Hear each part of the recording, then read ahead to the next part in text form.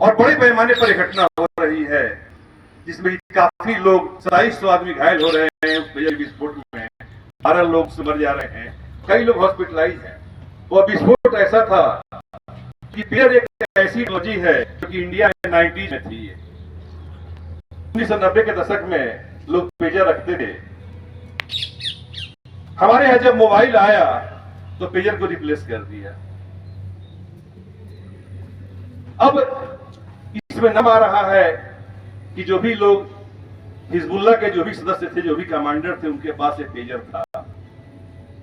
जब मैं आतंकवाद के बारे में बता रहा था तो उसमें दो बातें थी कि एक तो जो डिससेटिस्फाइड लोग होते हैं, ग्रुप होता है, वो लोग आतंकवाद का सहारा लेते हैं और कई बार चीजें स्टेट स्पॉन्सर्ड भी होती है।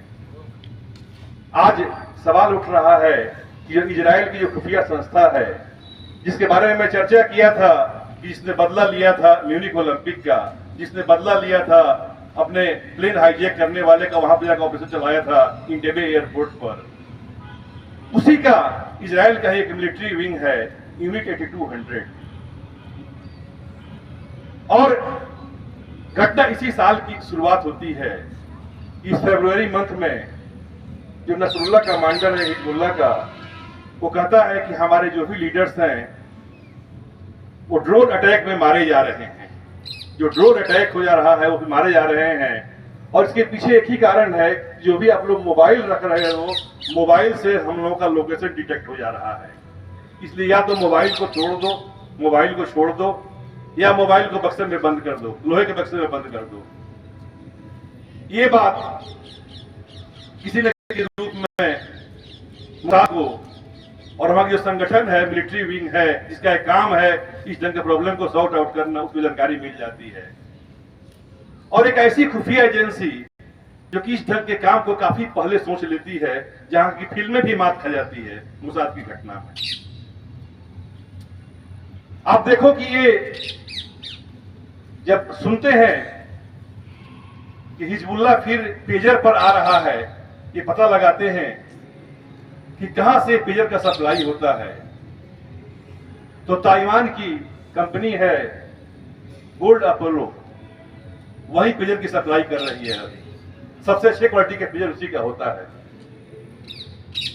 मोसाद अपने दो व्यक्तियों को भेजता है कि चले जाओ हंगरी में, और हंगरी का कैपिटल है बुडापेस्ट, वहां जाकर के एक फर्जी कंपनी खोल लो पेजर बनाने का।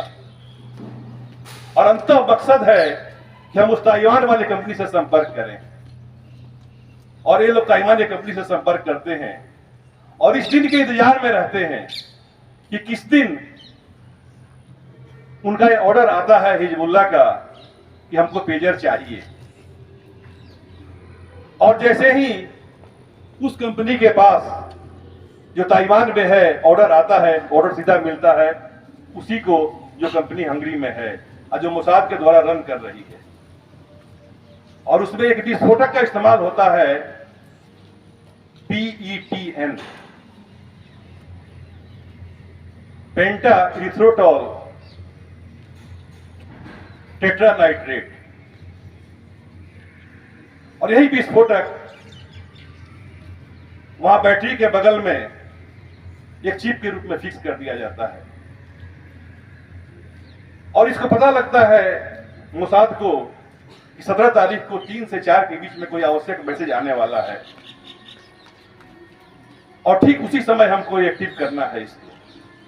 और 3:30 बजे के आसपास उसको एक्टिव करते हैं।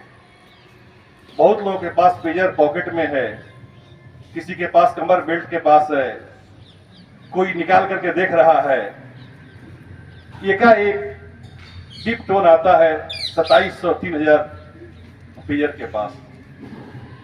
और इसमें जो लोग देख रहे हैं 300 वैसे लोग हैं जिनका कहीं चार्ज में लगा हुआ है, कहीं दूसरी जगह पर है। लेकिन जो लोग देख रहे हैं, जिन लोगों के कमर में है, किसी का किडनी गायब होता है, किसी का इंटेस्टाइन गायब होता है, किसी के पेट में विस्फोट होता है, किसी की आंखें चली जाती है। और इस ढंग से हिजबुल्लाह का समाधान करता है इजराइल। अभी उन सारे लोगों के फ्यूनरल में लोग शामिल हुए थे, वो जो 12 व्यक्ति थे, हालांकि उसमें एक बच्ची भी थी, और मास स्केल पर लोग जमा हुए थे। तब तक वहीं पर वाकी टाकी में विस्फोट होना शुरू हो जाता है। अब पूरे वहां पर लेबनान में एक दहशत का माहौल कि पहले पेजर में हुआ। वो पेजर जो था वो ताइवान एक कंपनी से आया था जो कि सप्लाई किया था हंगरी बुडापेस्ट में उसी मुसाद संगठन ने।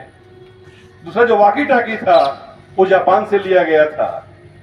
देखिए कितनी हद तक ऐसी इन लोगों की पहुंच होती है और ये घटनाओं को अंजाम देते हैं।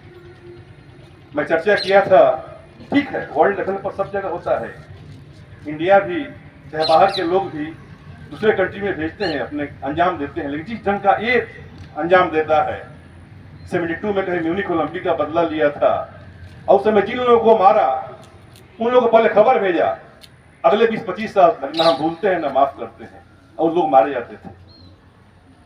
76 में जब उसका एक प्लेन हाईजैक हुआ और वो युगांडा की राजधानी में गया इंटेवे एयरपोर्ट पर, तो अपने 100 कमांडो को चुना और 100 कमांडो वहां गए और वहां पर इस घटना को अंजाम दिए, हाईजैक करने वाले को मारे, वहां के रनवे को ध्वस्त किए। वहां जो फाइटर प्लेन इन लोगों को पीछा कर सकता था उन लोग उसको भी ध्वस्त किया और अपने सारे लोगों को छुड़ा करके लाया। 1967 में जब इजिप्ट से वार हुआ इजराइल का, तो उस समय अपने सारे महत्वपूर्ण जो भी पायलट थे उन लोगों को लिया, अपना फाइटर प्लेन लिया और चूंकि वहां बगल का एरिया है मेडिटेरेनियन सी, भूमध्य सागर, ठीक सी लेवल से 15 मीटर ऊपर रेडियो सिग्नल को खत्म करके ताकि रडार पर नहीं आए, समुद्र से मात्र 15 मीटर ऊपर अपना सारा फाइटर प्लेन लेकर गया और 2 घंटे में इजिप्ट के सारी व्यवस्था को ध्वस्त कर दिया। तो ये तकनीकी होती है। फरवरी में जो हिजबुल्लाह का कमांडर था नसरुल्ला, वो कहा कि देखो अगर हम लोग नई टेक्नोलॉजी के पास रहेंगे हम लोगों को इजराइल से उतना ही घाटा होगा, इसलिए एडवांस में नहीं जाओ, पीछे और लौट करके देखो। तो उन लोगों को याद आई कि 40 साल पहले 30 साल पहले पेजर का दौर था जिसमें कि रेडियो फ्रीक्वेंसी पर काम करता था जहां की लोकेशन नहीं होता था पेजर में। आज मोबाइल में हमारे पास है तो लोग हमको कहीं से भी लोकेट कर लेंगे कि मैं यहाँ पर खड़ा हूं, लेकिन पेजर में लोकेशन की बात नहीं थी।